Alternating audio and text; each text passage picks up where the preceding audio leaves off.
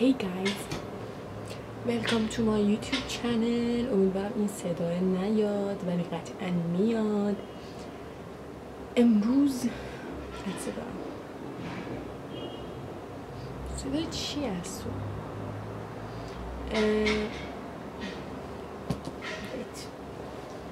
Yeah, now it's better.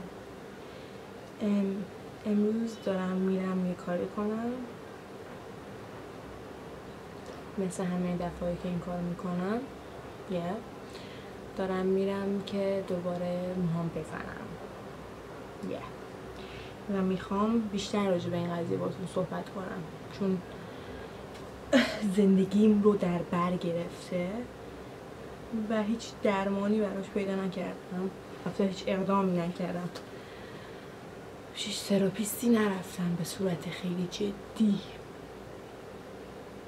چرا اسمم فوکس نیست؟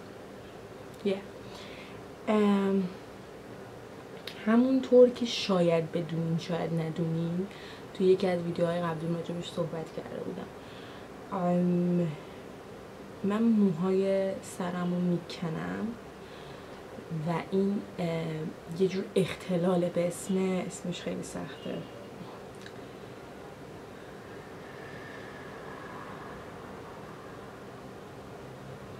به اسم تریکوتیلومانیا. اختلالی به اسم تریکوتیلومانیا که آدم ها موی خودشون رو میکنن. موی هر نقطه از بدن میتونه باشه. شایع ترینش موی سره که من هم توی شایع ترینشم و من توی مزمن ترینشم.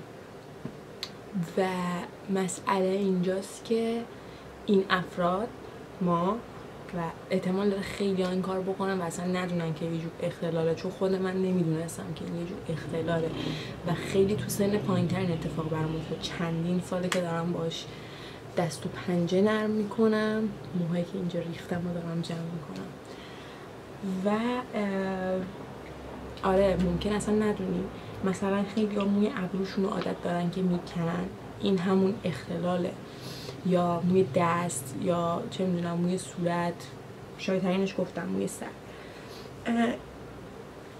این قضیه چند تا دلیل میتونه داشته باشه. برین حتما مقاله‌ای که تو گوگل سرچ کنین کندن موی سر، اولین سایتی که آورد برین توش.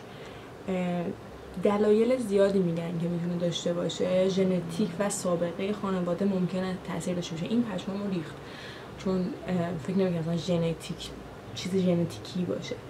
استرس شدید و اضطراب، سن، اختلالات روانشناختی و خیلی از چیزا میتونن این دلیل باشن. و عوارضی که این قضیه داره، آسیب جسمی به پوست و سر و موه، به پوست سر و موه. مثلا من خودم موم خیلی میخوره، یعنی پوست سرم خیلی میخوره، انقدر که کندم آسیب دیده پوستم و خب اون خالی شدن سر باعث عدم اعتماد به نفس، کمبود اعتماد به نفس و اینا میشه. بعد تو همش هی فرار میکنی از اینکه یکی بخواد چه میدونم دست بزنه به کلت یا بخواد مثلا موهات رو نگاه کنه یا راجع به موهات یه نظری بده، خیلی فریکی میشی. مشکلات گوارشی ممکنه بیاره. خیلیایی که موهاشون رو میکنن تو دهنشون یا باش بازی میکنن یا میخورنش، همچین چیزی. شاید خیلی عجیب باشه ولی واقعا هست. و ممکنه مثل گربه ها دیدی بهشون مالت میدن که هضم کنن، برای ما هم اینجوریه. راههای درمانش چیزایی که گفته رفتار درمانی، روان درمانی، دارو درمانی و اینجور چیزاست و خب خیلی قضیه پیچیده تره به نظر من. مسئله اینجاست که من نمیدونم اصلا این قضیه از مثلا چرا شروع شد، میدونی چراشو نمیدونم. فقط یادمه که من مثلا راهنمایی که بودم این قضیه شروع شد در این بود. آره این قضیه شروع شد و به صورت چرخه‌ای و دوره‌ای ادامه داشته. مثلا یه تایمی خیلی این کار میکردم، بعد بگم و همیشه هم راه حلم فرار بود، همش میزدم موهامو مثل کاری که الان دارم میکنم. مثلا الان ببینی بهتون نشون بدم، میبینین چرا خالی شده؟ خب این اعتماد به نفس آدم میاره پایین و هی فراری از این قضیه. بر همین و خیلی این کار رو توی تنهایی انجام میدی، جوری که مثلا کسی نبینه و مثلا قایم میکنه. من اون اوایل که مثلا میگم همین شاید چند سال، 1 سال پیش اینا قایم میکردم و به هیچ کس نمیگفتم این قضیه رو. مثلا اینجوری بودم که خب من الان اگه برم مثلا به مامانم همچین چیزی رو بگم یا من به هر کسی همچین چیزی رو بگم، اون موقع اصلا نمیدونستم این اختلاره. ولی بعدش هم که فهمیدم اینجوری بودم که خب میگن نکن، خب چرا میکنی، مریضی مگه؟ و من اینجوری بودم که خب من که نمیتونم نکنم، این یک کار غیر ارادیه. خیلی چیزا رو امتحان کردم، بستن دست، نمیدونم بستن موها، خیلی چیزا. مثلا یه جایی میگفتن حواس خودتون رو پرت کنین تو سایت ها، میگفتن که مثلا چه میدونم بنویسین، نقاشی کنین، از این چیزا. ولی تو اون لحظه کسی که این کار انجام میده میدونه چی میگم.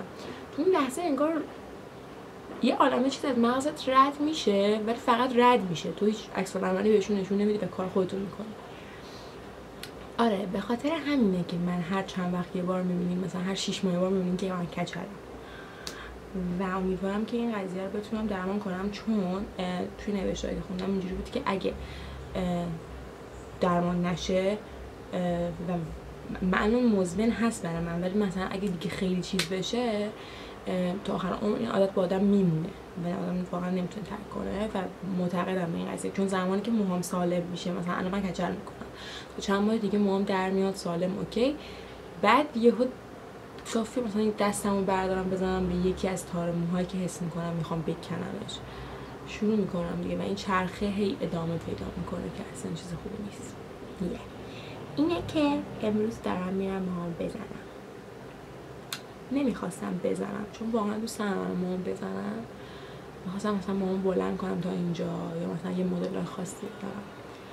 بعد گفتم که اینو دکلوره کنم. بعد گفتم من اگه اینو دکلوره کنم و مثلا باز این قسمت‌های خالی معلوم باشه یا مثلا باز اوکی نباشه، مجبورم اون دوباره از ته بزنم و اون هزینه‌ای که کردم به باد فنا میره. اینه که گفتم کچل میکنم، یکم بلند که شد بلند میکنم تا ببینیم خدا چی میخواد.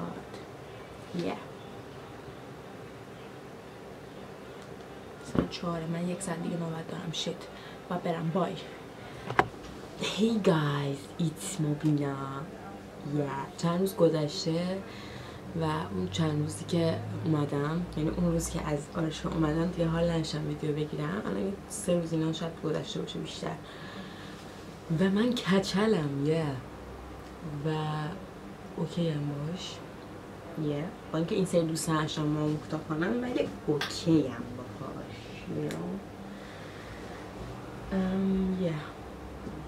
همین دیگه. خواستم ریزالتش رو بهتون نشون بدم. عجله رو معلوم نیست هنوز در نیومده ولی در میاد. امروز 10 شهریوره، یعنی دیگه آخراشه. ساعت 10:30 و فردا شنبه 11 میرم باشگاه. و چون گالری دوباره نمایشگاه گذاشته، امروز افتتاحیه بود و خیلی دوستشم برم اما نمیشد، برنامه‌ام نمیخورد و نمیدونم دیگه کی برم. رفتن برام سخته، رفت آمد، چون ماشین ندارم و با ماشین بگیرم، رفیقام هم نیستن و آره کلی پول ماشین باید بدم. ببینم چی میشه، ولی حتما باید برم. امروز خیلی دوست داشتم برم چون افتتاحیه بود، خیلی شلوغ بود، همه آرتیستا بودن ولی نشد دیگه. ببینیم حالا چی میشه. فردا برم یه سری خرید کنم، یه نقاشی جدید میخوام شروع کنم. That's it. آره مواظب خودتون خوبیتون باشین. بوس به کلتون. بای.